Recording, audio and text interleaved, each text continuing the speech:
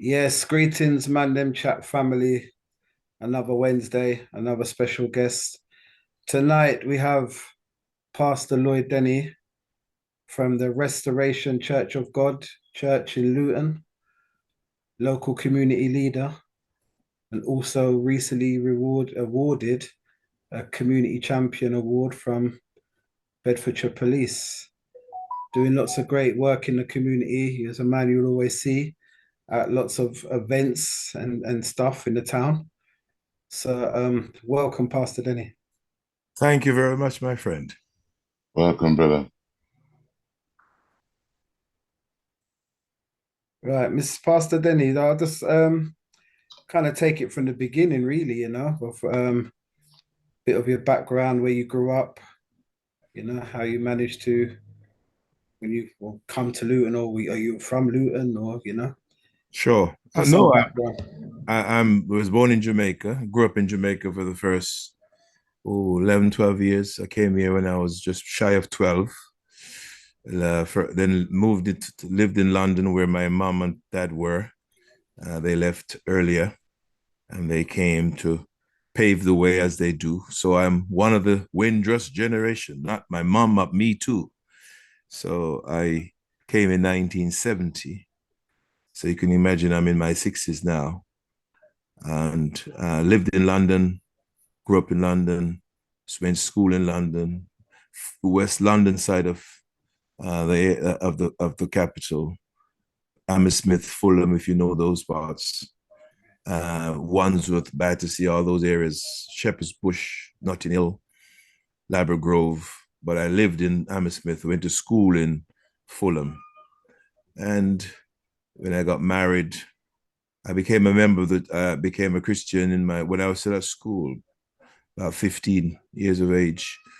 And when I left school, I got married in my 20 years old when I got married. So I've been in the church all my life from around 15 onwards. Found a wife in the church.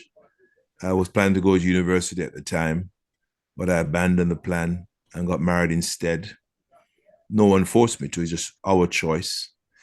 And um, when I got married and moved from Hammersmith, bought somewhere in Wembley. And from Wembley, I came to Luton 37.5 years ago. And I've been in Luton ever since. All my children grew up here. I have 6 children. The first 3 were born in London, in Park Royal, in that area, if you know it well, Central Middlesex Hospital, as they call it. And the last 3 were born here in Luton, L&D Hospital. Worked most of my life in London, in different jobs, management. I became a director towards the end. I gave up secular work when I was shy of 50 because I felt I wanted to give more time to ministry as well as to community type work. And I couldn't, at that time, I was quite senior and it meant weekend working and late evenings in the old committees and all those type of things. As I worked for local authorities, Lambeth Council, Brent Council, the Greater London Council, those of you old enough to remember that. And then came to Luton. I got involved with Housing Association World. And I left when I was 50 to concentrate on ministry. But I set myself a task just shy of 50 to walk from Cambridge to Luton for children's charity that I had started a couple of years before to raise some money. And it's also a challenge for myself. I was 50 years old, so I'll do 50 miles. And that's what I did. And from that, I've stayed out of secular work ever since. Over the years, though, I have got involved with what they call non-executive type jobs. I work for the police authority, which is a precursor to what is now the Office of the Police and Crime Commissioner. So I was an independent member of the then police authority. Then I've got involved with other things like the local authority stuff. More recently, the NHS. I was a board member on what was then the CCG, Luton clinical commissioning group. So I've done those type of secular work, but as non-executive, not in any 5 days a week kind of context. And I've tried to make myself as visible and relevant to the people of Luton, because I've grown to love Luton and its people. So I hope that's enough. That's nice. You are you still your deputy Lord Lieutenant? Yes, I was asked to become, I don't know if you know much about that office, because I was a bit suspicious myself when they asked and they invited me. I thought, what's that? Because obviously it's a strange world. The title I knew of, because I did politics at a very high level, and so I know a little about British politics in terms of historical roots, Lord Lieutenancy and High Sheriff and the role of cabinet. So I know quite a bit about civic life.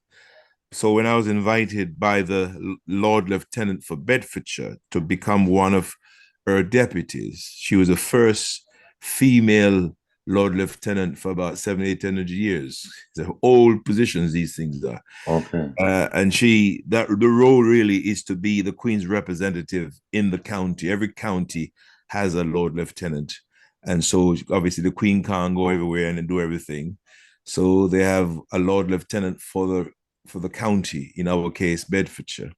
And each Lord Lieutenant again can't do everything, because all sorts of requests coming in to open this, to be there, and all these type of things you can imagine. And so they have a bunch of deputies, and I was invited to be a deputy about 8 years ago. Again, I was a bit suspicious, so I had to check it out first. But let's say something that wasn't something in keeping with what I believe in. Turned out to be just civic matters, So you get involved with things to do it. People wanting to become citizens. You get invited to grand events within the county, where you make speeches sometimes, or people just want to know that someone from the lieutenancy is present. So I will attend. I tend to most outside of Luton. Too many people know me. And not that I'm anti it, is just that I feel a bit awkward, when people are giving me all this recognition, and I'm just like them, really. But you try to just go along with it as best you can. It's a gracious office, but when I think of where I come from, I know people, giving you special chairs and parking spaces and all these kind of privileges that sometimes they do give you. I do find a bit awkward taking it, but I suppose life is more than me. But it's not you have to retire officially when you reach 75. So it's a lifetime appointment.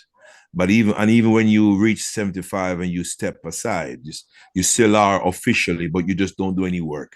You are what we call a retired deputy lieutenant, and you get the recognition, but you don't have to do any work. You can attend if you wish, but you're not working anymore. You officially are deemed to be a retired person, and you're there in perpetuity. You're in the record books as a member of whatever. Yeah. So that's to do with the monarch, yeah? Okay, no, we're too low down to get involved. But officially, you are there to represent Her Majesty in the present Queen. I'm sure if Charles become king, there may be some more direct involvement. But at Earth's time in life, Her Majesty can't do as much as when she was a younger person. So you have very little dealings with them, but you do have a responsibility locally on her behalf, because all sorts of requests are made by local authorities, by business people, by the regular person, the community generally, about all sorts of things. And then you're invited to attend, and the Lord Lieutenant will ask one of her deputies to attend where she can't. And often there are too many invitations anyway. She couldn't attend all of them. So we kind of share them out. And in fact, there are 29, 30 of us plus her. So it's quite a good big team. And we still can't cover everything. Literally hundreds of invitations are sent out each year, asking for some form of presence. So, how many events do you normally do in about a year then, on average? Or me personally, I probably do between 15 and 20 because I'm a pastor as well. Some people have more time than me. Because I'm a pastor and I have an active life, I'm still young. You know, a lot of the folks that are deputy lieutenants, they've lived their lives, they're, retired people. So you're talking about people in their late 60s, early 70s, right up to 75. So they tend to do quite a bit of the everyday thing, especially Monday to Friday in the daytime. I tend to get involved with some weekends and some evenings, but there are certain things they automatically will ask me to do. Anything involving community, anything involving church or religion or that kind of thing. But I do also do where people becoming citizens of the country when they got to go through that formal process, allegiance to the country, and every time there's a new mayor anywhere in the county, like with Luton or Bedford, and these type of official events, we're invited, and I tend to do quite a few of those as well. So probably during pandemic, mainly Zoom type ones, the odd couple here and there, but since it opened up again, between 15 and 20. Prior to the pandemic, probably around 20. Okay. And you're also an author. Oh, well, I've written possibly about 20 plus books, mainly manuals, training type manuals, books on faith, books on, because I heard my longtime friend Desmond. I hope it's the same Desmond. I'm sure it is because he mentioned we did things together. And yes, brethren. nice to hear your voice. And so I've always been interested in working to help Black men to become better fathers, better brothers, better wives, better whatever. Because we have young people growing up. I mean, I think when me and Desmond first started to talk, he was in the youth service type work, and he was very valuable for the county at the time, trying to put together some ideas of how we can keep our young Black boys from repeating some of the mistakes others before them have made. Yeah, so in that respect, I wrote a couple of training type manuals and run a couple of programs. They got some funding from Home Office to deliver them for about 3-4 years. And we talked about a program called Rites of Passage. And we've all heard the term probably. And Rites of Passage really is the elements that every young boy and girl, because it's both male and female, need life skills to really prepare them for adulthood. Because we know we all become adult by default or through a process. And too many become adults by default. You know, they become at 16, they become a father. At 16, they become a mother. And their mother and father, whether they like it or not, because the responsibilities is trust on them. And a lot of the life skills they don't have. And by the time they have it, they made so many mistakes, it's impossible to sometimes extricate themselves from it. So I run a program called Rites of Passage, covering about 10 elements, life skills to do with, cultural awareness, even things to do domestic type things in the house, money management, how to look after your money, where to get to. I mean, I had my first house when I was 20 years old. I used to be in housing for 30 odd years, from its construction to mortgages, to management, to technical in terms of repairs, all those things. So I've got, so much experience in such matters. And I come across young people who can't even put on a plug, and it's not their fault, because if they've never been taught, why should they learn how to put on a plug? True. And there's many things like that. Can't cook a meal. One of the things we have is even to look after themselves in terms of prepare a meal. Can you cook? You're meant to be a Caribbean person. What Caribbean dish can you cook? Be an African. What can you cook? Whatever your background, you should be able to cook one. If somebody came to your house, surely you can cook a meal for them. Right. you know, or you surely you can wash your clothes. What if you didn't have a washing machine? What would you do? True. You know, can you decorate a bedroom? Mm. Life skills, Mm-hmm. yeah, and those type of things. So I do that, and I created a program with it, a manual that will walk us through the program. Then I have another one called mentoring, which is where I and Desmond began to collaborate a little bit when he was working for the local authority.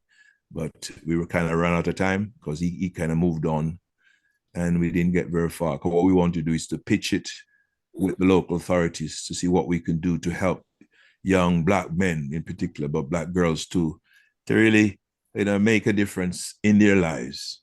And so that's where the writing come from. But I write other books as well, mainly around church-related matters and faith, on ministry, because I'm a senior minister in the church. Can you let us know where we can find those books or where we can get access to them? You can't. I publish them myself. I have copies of them. I could every so often when people ask me, I get maybe the odd 20 or so reprinted for them. I've done one on marriage, for example. I'm married with preparing people for marriage. And so it's about 20 of them, different, covering different subjects. Very popular. I delivered one about 2 weeks ago on marriage. So I have them. What I can do is send Marvin, is the person that I have his details. I can send him the list of publications, and if anyone's interested in them, I can look up. If I have some around, I can make them available. If you're definitely interested in any particular ones, I can get them reprinted. Thank you. And we can what we can do to make them available to you and anyone else. Thank you. That would be nice. Are you still on Tropical FM? Oh, not the gospel show. Yes, but Gospel hour. Sorry, we run it. No, we know the church collaborated with the management of it because they needed some capital investments because it was a bit, trying to keep it on a shoestring was tough. So I and a chap named Dennis, Don One, you may know the name, decided to collaborate.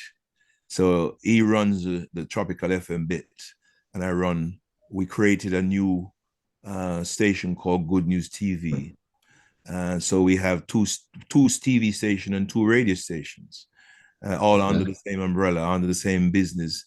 So we run. It's doing very, very well actually at the minute, thankfully, after a lot of hard work.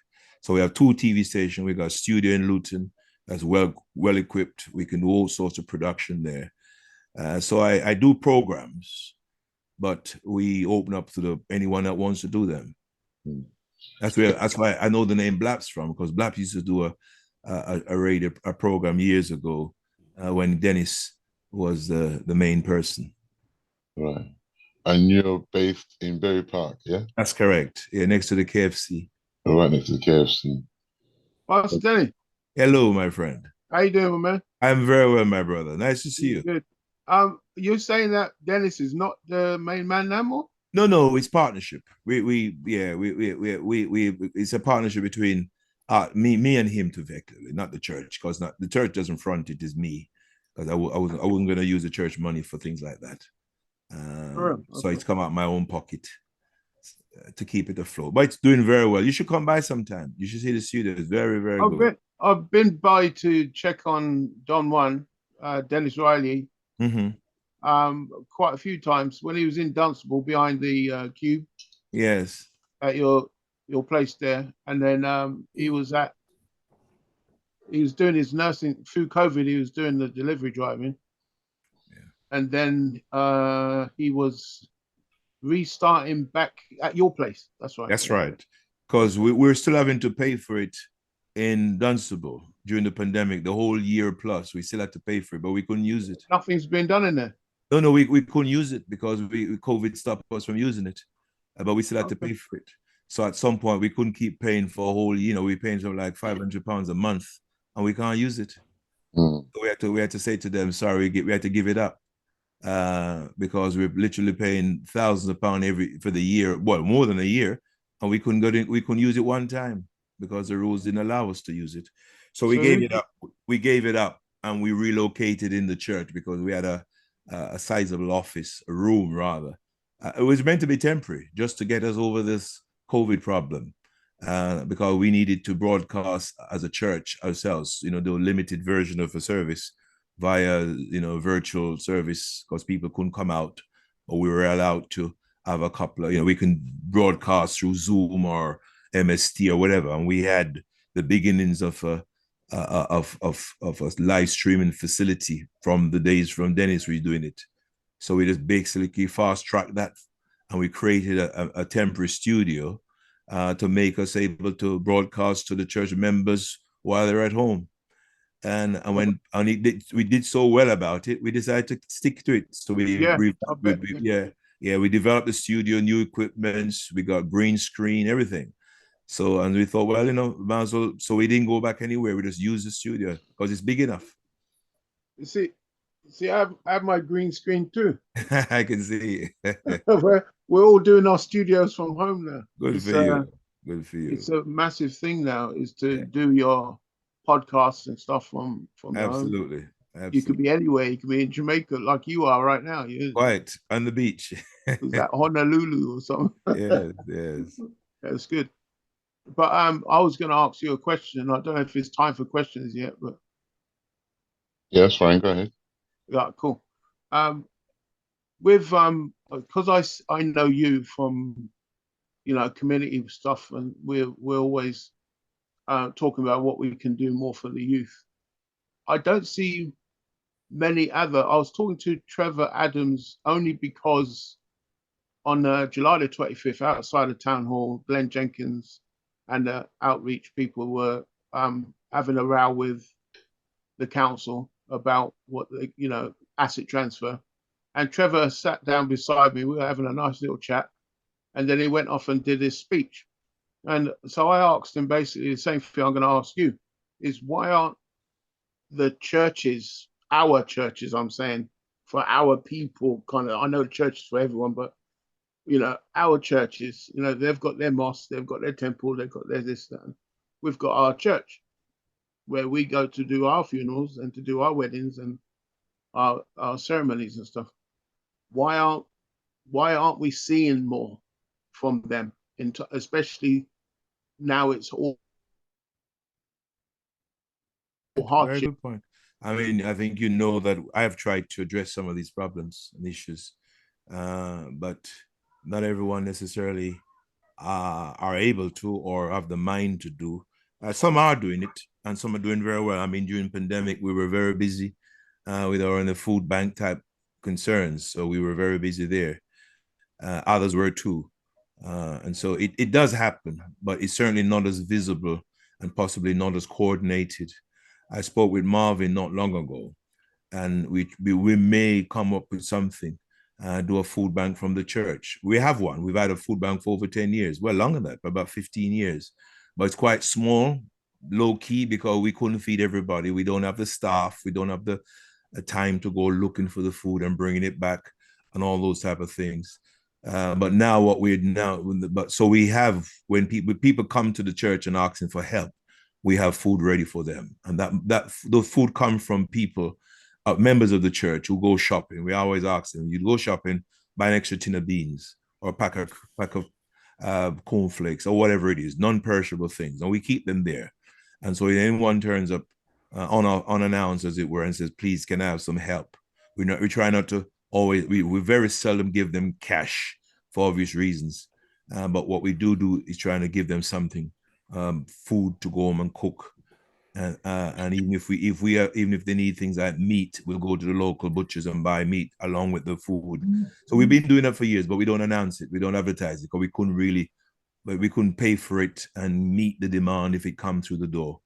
But what we're now doing possibly is coming into a partnership with someone who would run it from our base, because we have the facility, we just don't have the volunteers to give the time that's required to do it properly, you know, get the food, store the food, distribute the food, and all the administration that you imagine. So it does happen, but it doesn't happen well enough, and that's part of the challenge.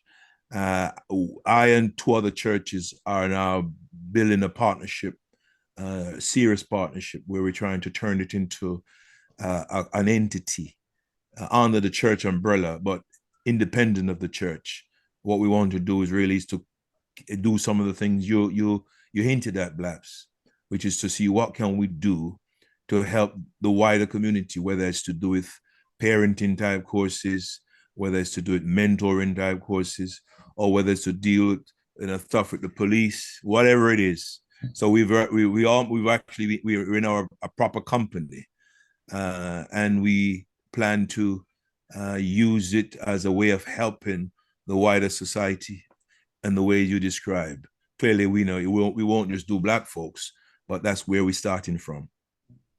That's the involvement with that's the involvement with forthcoming Juniper Tree, yes? That's correct. That's it. Yeah. So it's all up to you guys now. If you really got the capacity to do it, we've said we will. We'll have the building. You can use it. You can. We'll have we store the stuff, distribute the stuff, and help. Let's help people. Great news. Great news. Desmond, you got your hand up? Yes. Greetings, Pastor Denny. Greetings, my friend. It's been a while. Last time was in Luton Mall when I saw you. That's right. No, I've seen you since. I saw you. Right. Yeah, so somewhere. I can't remember where it was, but I've seen you sometime in the last 6 months. Yeah, it's just when you were saying the things you've been doing and being involved with, a sort of question sprang to mind, and that is, would you consider yourself as a member of the establishment now? I don't think I am, but I wouldn't be surprised if people think I am that way. But I try to remember my roots. I try to remember where I'm from, not just as a Jamaican or as a Black person, but but I do understand. I try not to. That's why I try to avoid doing Luton type events, because I don't want people to see me in a different light. I see myself mainly as a minister first and foremost, than even into this lieutenancy stuff. Though I'm not decrying it, but I do find it difficult sometimes to deal with it. Yeah, because my follow-up question to that then would be, what are the issues that you've engaged in with regards to race and racial inequality that may upset some of the good and the great? I would probably my background is race relations. When I used to be in secular work, I was a race advisor in Brent for about 10 years. I was involved in race equalities in the days of Lambeth when I was there in the housing world, because I was in housing. But my brief was to try and equalize access to housing for the Black community. So like all those Brixton and Stockwell type problems around housing, the rubbish housing, the dumps. My job was to try and make sure whatever is out there, the Black community weren't just left to live in that squalor. When I went to Brent, I did similar things, got involved with even selecting people for their jobs, housing directors, because in Brent, we had a very strong involvement where you had Black folks would sit on the panel to select chief officers, directors, and managers. And so they had to get through people like me too to get their job. So that's the background. When I came in terms of ministry, a lot of that is not so obvious. But a lot of the thing I've been doing is really like the Windrush. I mean, I must have probably kept possibly 6 or more people from being deported. I wouldn't talk about it in public because it's not something you talk about, because they either don't know the system or they were given dodgy advice, or I was able to press the appropriate button for them that could help them. And, whether it's from Zimbabwe, Africans, Nigerians, and Jamaicans. So I do it, but I have to do it in a more low-key way. Diplomatic, maybe. Diplomatic is the word. Yeah, because people's lives are really are at stake. Not their life literally, but their future is at stake. And if you're seen to be, being a bit too loud, as it were, it can backfire on them. So you may win your argument, as it were, but people are thrown out the country, or people don't get the job, or whatever. So one has to be careful not to be seen as as too in your face. Okay. Mark, you got a question? Hi, Pastor Denny. Hello, my brother. Yeah, I just wanted a little bit more background of how the church was developed and started in Berry Park. Or our particular church? Yes. Okay. As a ministry, we've been going for 50 odd years. We all began in Shepherd's Bush way back when in 68. And so we've been there that length of time. And we moved from Shepherd's Bush through the White City area. That was the patch, as it were, because we're all Jamaica. I mean, it's before my time. I'm not that old, but those that were before me, most of them are still alive.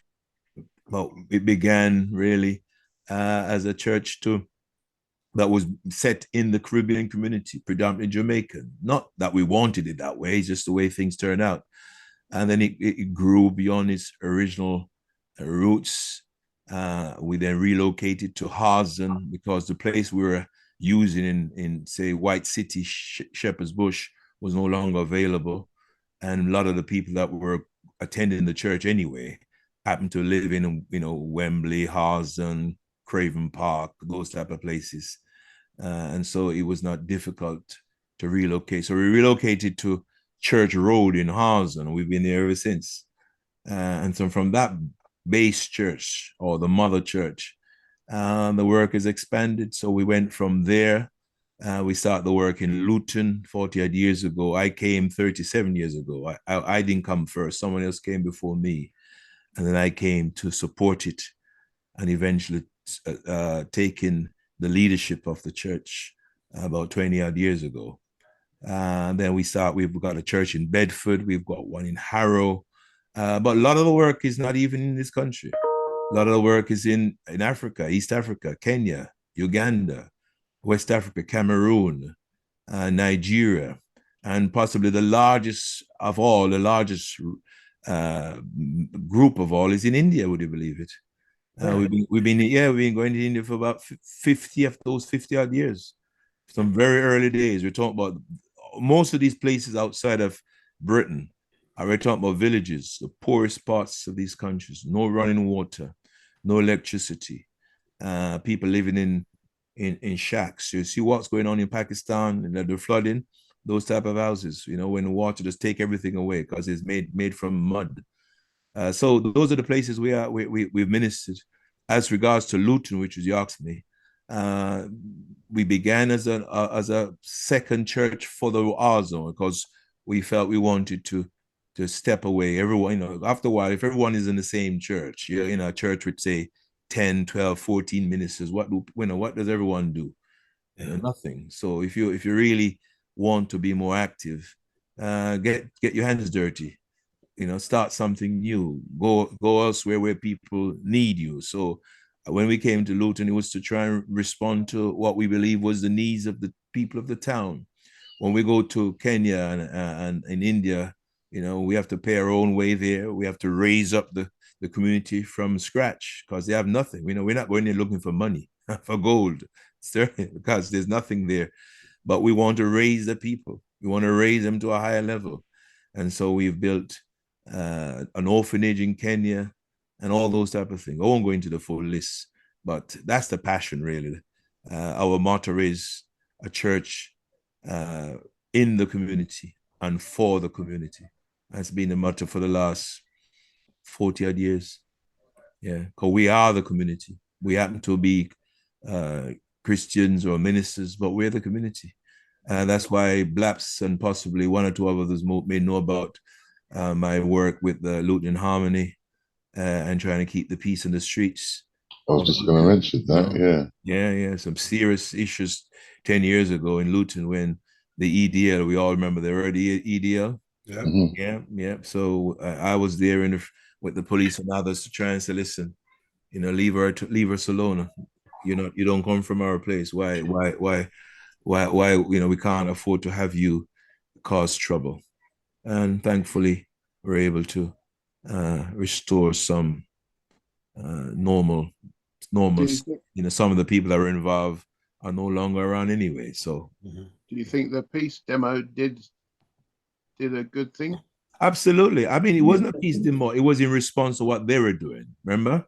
They came to cause trouble, and we said to the police, let us front it, because I remember the conversation. Let us front it. We will stand in front of the police and appeal to them and say, listen, you're not here for us. Most of you don't even live in Luton.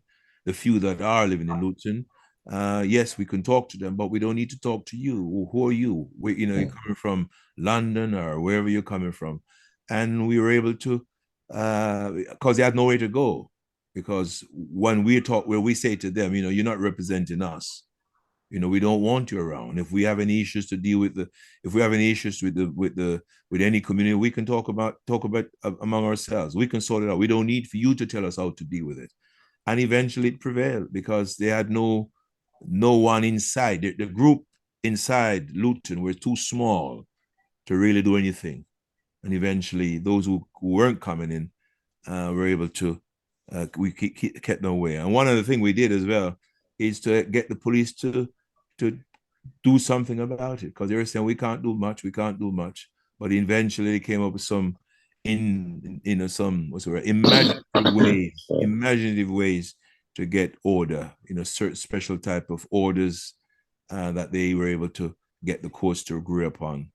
And so it worked. I remember the TMVA with Linus Wilson. Yep. And doing mediating with you. And absolutely. Talking to the gangs and all that kind of stuff. Well, you guys did all the hard work. We did the soft work. You the guys yeah, we did patrols and then patrols and all those things. Where we went into, it was good.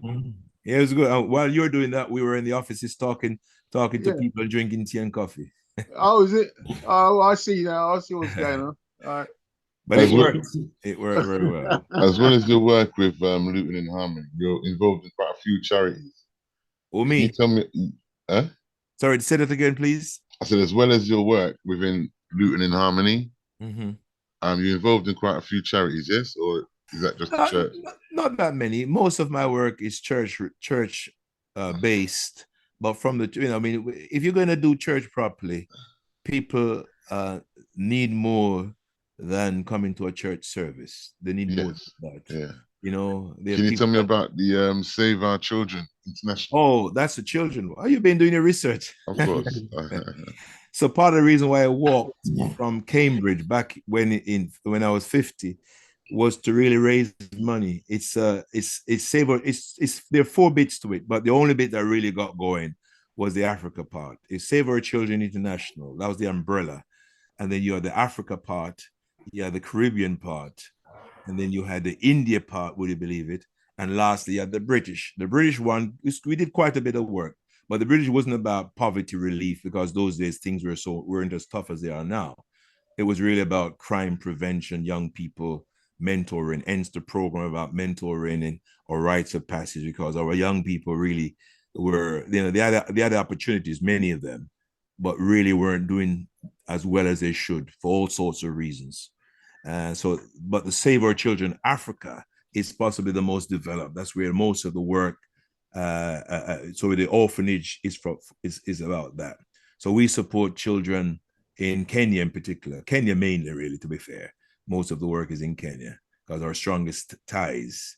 When I went to Kenya years and years ago, after a number of years, a family decided to give me a piece of land in the bushes, quite sizable. But I said, what do I do with land in Kenya? So I asked the folks what they think I should do with it, the local people. And they said, we're in desperate need of somewhere for the orphans.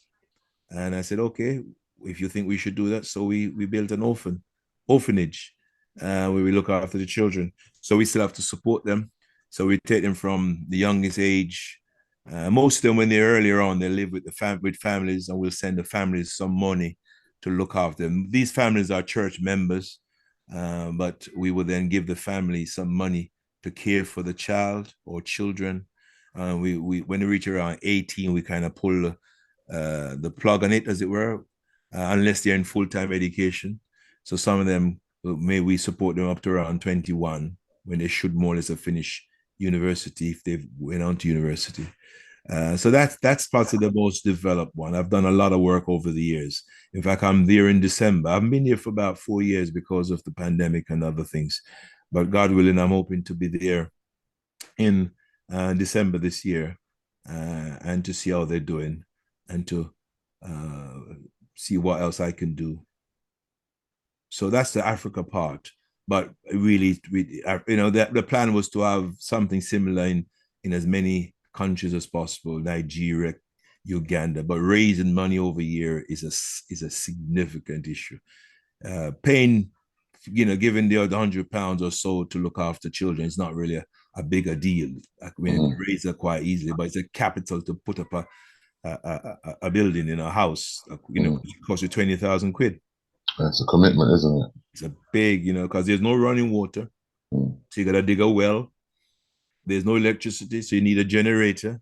And, you need the regular safeguarding stuff we would appreciate. You need to have, children to parents ratio. You can't just have a bunch of kids in a house. No, you can't have that. They have to have, quarters for the girls, quarters for the boys, properly run. You got to pay the staff. So it's a huge commitment. And so it's not been easy to do more than one. We've only got one. But what we do, we support children nevertheless who are in school uniforms and things of that kind. So that's where the Africa bit comes in. I wanted one in Jamaica, and I'm hoping to do something in Jamaica in the next few years. I was with the High Commissioner of Jamaica last week, and hopefully we might be able to do something in the next year or so. Won't put up any orphanage or anything like that. What I want to do is to possibly have a bursary to help the poorest children. The school I went to in Jamaica, a place called St. Mary, one of the parishes, and I want to possibly get some money together for maybe like a couple of £1,000 each year that we can give a couple of children, maybe half a dozen children, to keep them in school. Because, Jamaica, you still have to pay for some of your education. And some of them can't really even pay, afford shoes sometimes or clothes. I mean, we have problem here now. People are now having to go to charities to get school uniforms. And this is supposed to be a wealthy country. So you can imagine what life in some places. So that's the hope. I haven't started anything yet, just initial thoughts, what we can do. Okay, Blaps, you got another question? Yeah, Pastor Denny, are you part of the council? Were you ever part of the council? No, never a politician, never part of the council, never worked for the council either. Right, because I thought someone told me that you're working in the council on the board or something. No, they get me involved in one or two things, but I don't officially work for the local authority. Never have, and don't intend to. Okay, so let me just ask you as a point of just your own point of view. Do you think we're represented as a people in the council? Very good question, because those are the kind of conversations I have behind the scenes. Because my eyes as good as yours. And at the highest levels, I can't go into more than that. They've assured me they're going to do something about it, and they are doing something about it. There is a black director of housing that I'm glad to see is been in post for just about a year or so now. If you get a chance to get to meet him, it'd be nice. I promised him. I took him to lunch about 2 months ago, and I said, at the end of the year, before the end of the year, I'll take him around to meet some of the leaders of the town, like your good selves. Take them out to lunch and show him some Caribbean restaurant, and because he's not originally from Luton, he's a London person. If you're not careful, he comes in and work and then go home again. Comes and work. You don't really know anybody apart from the town hall and the whatever else, and he's up for it. So his name is Colin Moon. A nice little man, very nice man. So watch this space. But back to your main question. No, and they're on it. The leader of the council has been told quiet by a few of us, there need to be some improvements there. The chief executive, Robin, has also is on top of it, because it's been like this for too long now, and we can't expect them to sack people and give jobs to people that we may think might be more appropriate. But it's not our call, but we can certainly keep an eye to make sure they don't overlook the talents that are there. Right. Can I just ask, is it Pentecostal, yeah? I'm a Pentecostal, yes. Right. So it's called the Restoration Revival Fellowship. Yeah. And you're in Berry Park next to the Berry KFC. Park. Next to the KFC. All right, okay. Yeah. Anybody else have any more questions for Pastor? Sorry, go ahead. Is that me? Yeah, go ahead. Yeah, so Pastor Denny, well, you seem a very busy man. Don't know where you find all these hours, you know? So what do you like doing in your spare time? What you got any hobbies or anything you... I used to like cricket. Okay. Yeah, but since the Weston's not doing so well, I don't like it so much. Again. What, you're a fair weather supporter, yeah? No. I mean, when in the heyday, yes, I never used to go. I never had the time to go and watch in the stadiums, but I used to. I remember I watched the odd match when Viv and those guys were at their best. But since those days, not really. But I do like watch cricket, but not so much. I really don't have the time, to be honest. Yeah. But I like to read. I do a lot of reading, and I do get involved. My family is important to me. But when you're a pastor of a church, you know it's not just your own family. Almost everybody else is it's not. Almost everybody becomes your family because they have children, they've got grandchildren, they've got moms, they've got fathers, and sometimes it's necessary to get involved with them. Whether it's around marriage, whether it's around I mean, I've even gone to the courts to stand up and speak for young guys who've had their offense and they're in the magistrate about to be, you know what I mean? You know what's coming next. Yeah. To give a reference to keep them out of the worst. So, they become your family, whether you like it or not.